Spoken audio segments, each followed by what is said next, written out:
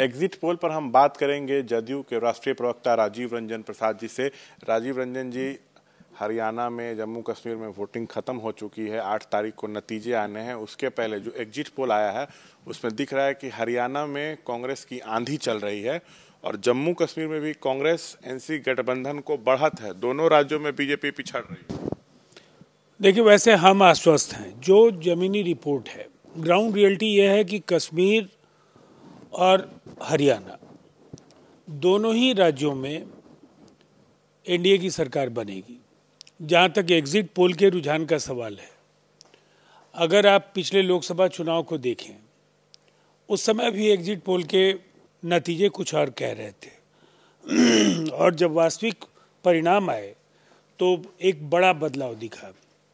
दूसरी तरफ अगर राज्यों के चुनाव को पैमाना माना जाए तो छत्तीसगढ़, राजस्थान और मध्य प्रदेश, जब सभी के सभी सर्वेज इन राज्यों में कांग्रेस की बढ़त का दावा कर रहे थे, उस समय भी इन राज्यों में भारतीय जनता पार्टी की सरकार बनी।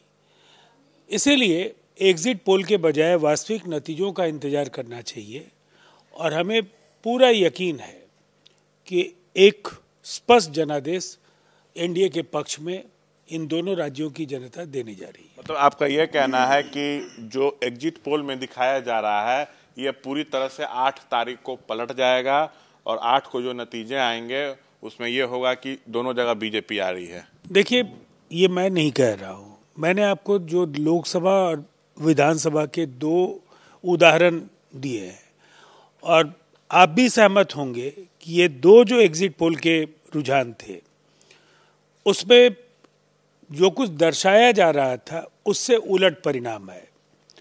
तो एक बार फिर जो कार्यकर्ताओं की रिपोर्ट है, जो उनका फीडबैक है और जो ज़मीनी सच्चाई है, उस पर हम ज़्यादा यकीन कर रहे हैं और हम पूरी तरह से आश्वस्त हैं एक बार फिर इन दोनों ही राज्यों में एनडीए की सरकार बनेगी।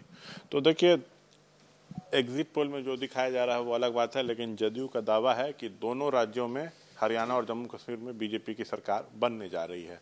कैमरा पर्सन विशाल राय के साथ से श्याम कुमार, एबीपी न्यूज़, पटना।